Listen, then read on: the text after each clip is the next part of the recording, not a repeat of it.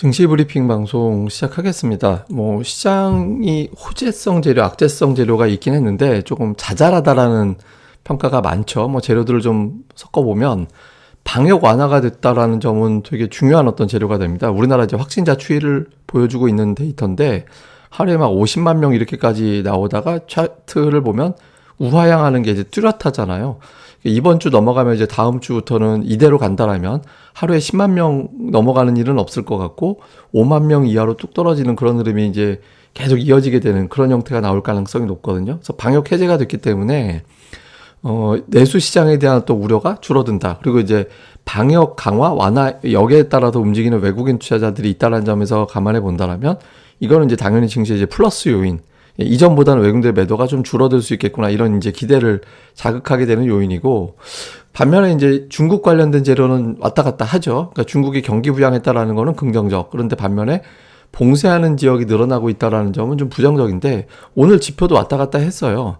그러니까 좋게 보면 성장률이 작년도 대비 또 이제 전 분기 대비 증가했고 그 증가된 폭이 예상치를 상회했다라는 점은 긍정적이죠. 그런데 반면에 소비만 빼서 놓고 본다라면 소비가 줄어들고 있잖아요. 소매 판매가 이제 당초 예상했던 것보다 전년 대비 감소폭이 훨씬 더 컸죠. 예상했던 것보다 훨씬 크게 나타나다 보니까 이게 이제 소비가 위축되나 보다. 이게 봉쇄가 이어지게 되면 중국 소비가 위축되면 아무래도 다른 나라들도 또 수출하는 데도 문제가 될 수 있고 특히 우리 같은 경우는 민감하게 반응할 수 있죠. 그러니까 이게 엇갈리는 거죠. 그래서 중국이 경기 부양하는 거는 긍정적인데 봉쇄가 되고 있고 일부 지표에서 그 봉쇄 여파를 그대로 이제 반영하고 있다라는 점은 좀 조심스러운 대목. 그러니까 방향을 한쪽으로 잡아나가기가 좀 어려운 그런 상황이 만들어졌죠. 그리고 이제 또 그 밸류에이션이라든가 이런 것도 마찬가지인데 우선 이제 미국 거를 살펴놓고 보면 12개월 선행 PE가 현재가 19배 정도 되거든요. 그러니까 많이 빠지긴 했어요. 이게 이제 막 24배 정도까지 올라갔었으니까. 근데 지금 현재 19배인데 이게 5년 평균치가 18.6배. 10년 평균이 16.8배 정도 되거든요. 그러니까 이게 내려오긴 했는데 이게 과연 싼 거냐? 그렇지는 않다라는 거죠. 그렇다고 이제 팔아야 될 정도로 버블도 아니고, 그러니까 버블은 깨진 것 같은데 절대적으로 싼 것 같지는 않고, 이게 이제 투자들이 지금은 어느 쪽으로 방향을 잡기가 애매하다라는 거고, 우리나라 것만 따로 빼서 이제 놓고 봐도 이제 지금 10배 초반 정도 되거든요. 10배 초반 정도 되는데 이전에 이제 주가가 오르락 내리락 거렸을 때 딱 중간 정도 되는 값이에요. 그러니까 이건 되게 무지하게 싸가지고 적극적으로 매수하자라는 위치도 아니고 그렇다고 비싸니까 팔아야 된다 이것도 아닌 거죠. 그러니까 밸류에이션 대비도 한쪽으로 좀 치우치기는 어중간한 그런 상황이 된 거죠. 그래서 이제 전체적으로는 이제 시장이 이거 박스권으로 돌겠구나라고 이제 투자들이 판단이 되면서 시장이 좀 갇히는 그런 모습을 보였던 것 같습니다. 그다음에 이제 수급을 보면 외국인 투자자들이 매도를 오늘도 했죠. 그러니까 양시장 다 팔았고 개인들이 사고 있고 외국인들이 이제 4월 들어서 하루 빼고 다 매도.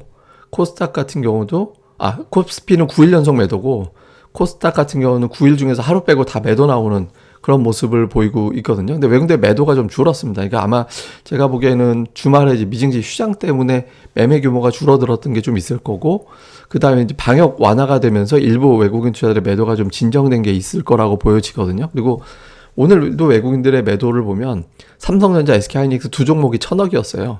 그러니까 그거 빼면 외국인 투자자들이 판 건 아닙니다. 그러니까 이제 특정 종목에 집중이 되는 그런 형태를 보였고, 그 외에는 사는 거, 이제 안 사는 거, 이렇게 조금 매수하는 거 좀 엇갈리는 정도가 나왔습니다. 근데 어쨌든 지금 증시에 풍부한 자금이 아니기 때문에 매도가 이런 식으로 이어지게 된다면 이제 박스권보다는 좀 흘러내리는 그런 형태를 보일 가능성이 높죠. 근데 조금 특이한 건 이제 선물 다시 매수로 들어왔고, 최근 들어서 풋옵션을 팔고 콜옵션을 매수하고 이런 게 조금 보이고 있거든요. 그래서 좀 반등이 한번 나오려나? 그러니까 이런 거는 조금 이제 참고를 해볼 필요 있는 것 같습니다. 그리고 이제 금융투자가 오늘 매도로 나왔는데, 금융투자가 지난주 후반부터 저는 매수로 돌아설 가능성을 보고 있거든요. 근데 지난주에 중반에 한번 세게 매수 들어와가지고 그것 때문에 조금 주춤거리고 있는 것 같은데 아마 이번 주에는 또 매수하는 그런 흐름이 나올 가능성이 높습니다. 그러니까 외국인들만 좀 돌아서 주면 편안해질 수도 있을 것 같아요.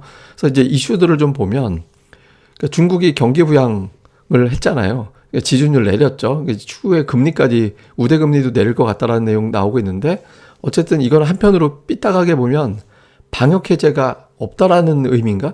방역 해제 곧 할 것 같으면 굳이 경기 부양할 필요 없을 수도 있는데 이렇게 또 의구심도 있거든요. 근데 어쨌든 중국 재료는 지금으로서는 악재가 나오면 그 악재를 상쇄시켜주는 게 되게 빠르게 나와요. 그러니까 공급망 문제 나오니까 물류에 문제가 되는 기업들에 대해서는 좀 빠르게 이제 보조금을 준다든가 이렇게 대응해 준다. 오늘 또 류어가 이제 이런 이야기 했잖아요. 그래서 중국 재료를 자꾸 상쇄시켜주는 거는 이제 좀 증시에는 이제 괜찮은 그런 재료가 될 수 있겠고요.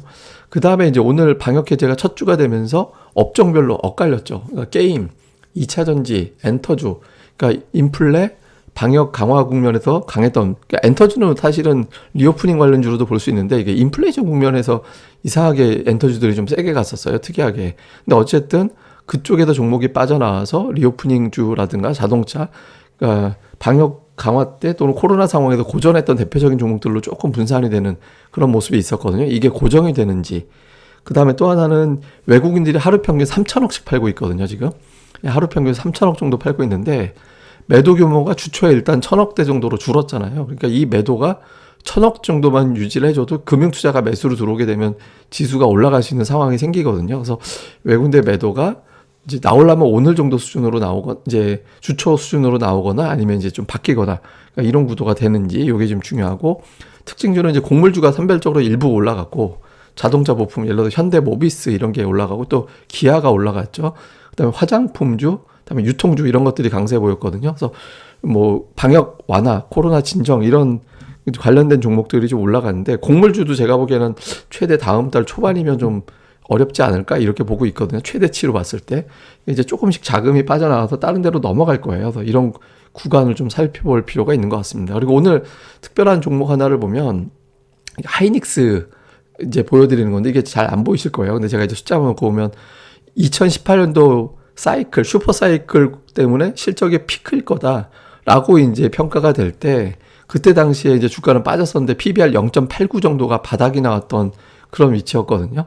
근데 지금 오늘이 어떠냐면 내년도 실적을 갖다가 적용을 시킨 PBR 0.89배까지 빠져 있어요. 물론 이제 올해 실적을 놓고 보면 1.05배 정도 나오긴 하는데 어쨌든 이 0.89, 그러니까 이전에 하이닉스가 바닥이 나왔던 구간 정도를 숫자로 보기 시작했다라는 점에서 여기서 이제 하이닉스가 좀 바뀔 수 있지 않을까라는 어떤 호기심이 생길 수 있는 위치거든요. 또 향후 이제 SK 하이닉스의 수급이 좀 바뀌는지, 지금 계속 외국인들 팔고 있는데 기관이 됐든 누가 됐든 여기서 이제 수급의 변화가 생기는지, 이게 이제 시황상도 되게 중요하잖아요.